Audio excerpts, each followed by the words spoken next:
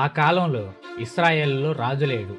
ఎఫ్రాయిము పర్వత ప్రాంతంలో నివసించే ఒక లేవీ మనిషికి బెత్లెహేములోని ఒక ఉపపత్ని ఉండేది. ఆమె అతనిని విడిచి ఒకనితో వ్యభిచరించి యూదా బెత్లెహేములోని తన తండ్రి ఇంటికి వెళ్ళి అక్కడ 4 నెలలు ఉంది. కొద్ది రోజుల తర్వాత లేవీయుడు ఆమెను తిరిగి తెచ్చుకోవడానికి బయలుదేరాడు. తన సేవకుడితో 2 గాడిదలతో బెత్లెహేముకు వెళ్ళి ఆమెతో మృదువుగా మాట్లాడాడు. ఆమె తండ్రి లేవీయుడిని చూసి ఆనందంగా స్వాగతించాడు. ఆమె తండ్రి అతన్ని వదలకుండా 5 రోజుల పాటు తన ఇంట్లో ఉంచాడు. ప్రతిసారి ఉదయం బయలుదేరగానే ఇంకో రోజు ఉండు అని ఆపేవాడు.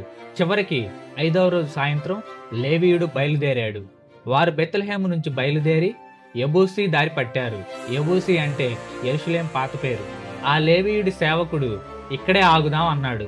కానీ లేవీయుడు, ఇది యెబూసీయుల పట్టణం, మనం ఇక్కడ ఆగకూడదు అన్నాడు. దాంతో వారు బెన్యామీను గోత్రపు గిబియాకు చేరుకున్నారు.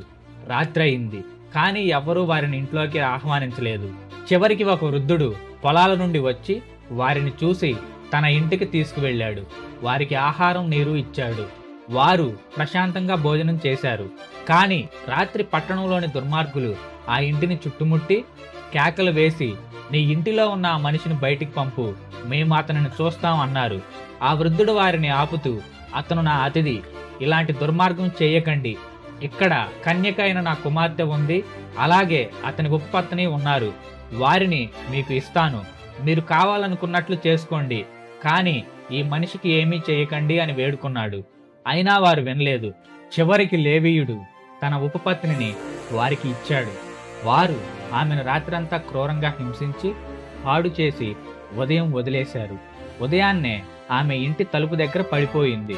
లేవీయుడు ఉదయం లేచి బయటకు వచ్చాడు. ఆమె తలుపు దగ్గర పడి ఉందని చూశాడు.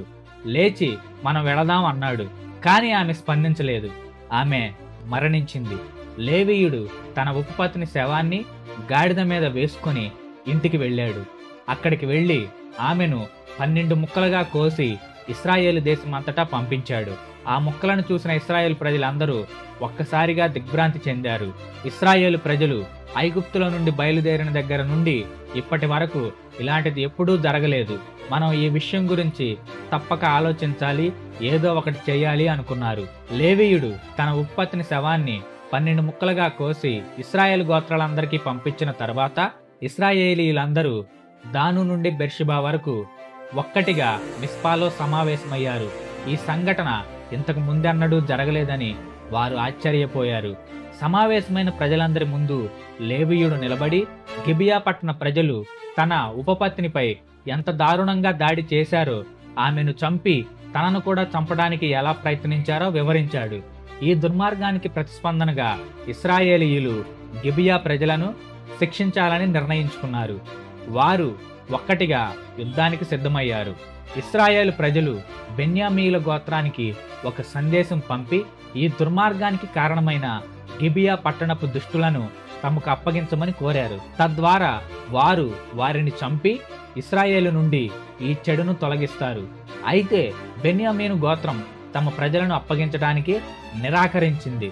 బెన్యామీను ప్రజలు తమ గోత్రం వారి కోసం పోరాడడానికి సిద్ధపడ్డారు. వారు గొప్ప ధైర్యవంతులు, ఎడం చేతి వాటంలో నిపుణులు. ఇశ్రాయేలీయులు బేతేలుకు వెళ్లి దేవుని సహాయం కోసం ప్రార్థించారు. దేవుడు మొదట యూదా వారిని బెన్యామీను వారితో యుద్ధం చేయమని వారికి సూచించాడు. మొదటి రోజున ఇశ్రాయేలు సైన్యం బెన్యామీనీయుల చేతిలో ఘోరంగా ఓడిపోయింది. దాదాపు 22,000 మంది సైనికులు చనిపోయారు. ఇశ్రాయేలీయులు తిరిగి దేవుణ్ణి ప్రార్థించారు. దేవుడు మళ్ళీ బెన్యామీనీయులకు వ్యతిరేకంగా వెళ్ళమని చెప్పాడు. 2వ రోజున ఇశ్రాయేలు సైన్యం మళ్ళీ ఓడిపోయింది. ఈసారి దాదాపు 18,000 మంది సైనికులు మరణించారు.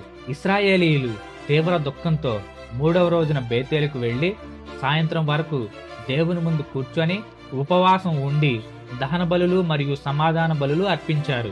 వారు యెహోవా మందసం ముందు దేవుణ్ణి అడిగారు. అప్పుడు దేవుడు, వెళ్ళండి, రేపు నేను వారిని మీ చేతికి అప్పగిస్తాను అని చెప్పాడు. 3వ రోజున ఇశ్రాయేలీయులు గిబియా చుట్టూ మాటు వేసి బెన్యామీనీయుల సైన్యాన్ని ఓడించటానికి ఒక వ్యూహం పన్నారు. వారు పారిపోతున్నట్టు నటిస్తూ బెన్యామీను సైన్యాన్ని పట్టణం నుండి దూరంగా తీసుకువచ్చారు. వ్యూహం ప్రకారం ఇశ్రాయేలీయులు మాటువేసిన సైన్యం గిబియా పట్టణాన్ని తగలబెట్టారు. ఆకాశంలో పొగ కనిపించగానే పారిపోతున్నట్లు నటిస్తున్న ఇశ్రాయేల్ సైన్యం వెనక్కి తిరిగి బెన్యామీనీయుల సైన్యంపై పడి దాడి చేసింది. వారు 2 సైన్యాల మధ్య చిక్కుకున్నారు. ఇశ్రాయేలీయులు గిబియాలో అలాగే దారిలో ఉన్న ఇతర పట్టణాలలో ప్రజలను చంపారు. ఆ రోజు యుద్ధంలో బెన్యామీను గోత్రానికి చెందిన 25,001 మంది సైనికులు చనిపోయారు.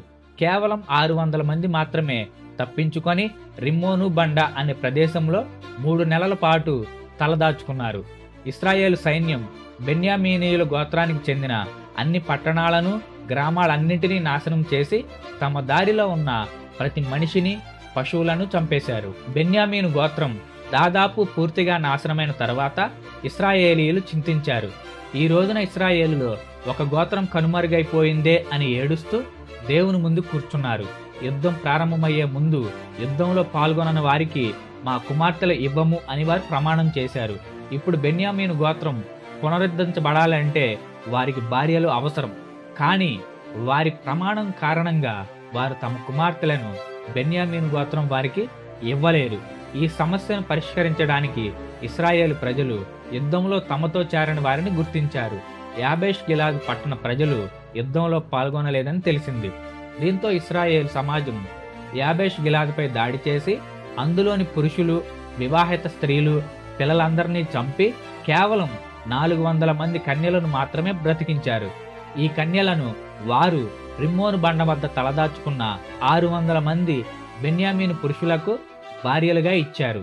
అయినా కూడా బెన్యామీను పురుషులందరికీ సరిపడా భార్యలు లేరు. ఇశ్రాయేలు నాయకులు మిగిలిన 200 మంది బెన్యామీను పురుషుల కోసం మరో పరిష్కారాన్ని కనుగొన్నారు. వారు షీలోహు పట్టణంలో జరిగే యెహోవా పండగ గురించి తెలుసుకున్నారు. ఆ పండగ సమయంలో యువతులు నాట్యం చేయడానికి ద్రాక్ష తోటల్లోకి వస్తారు.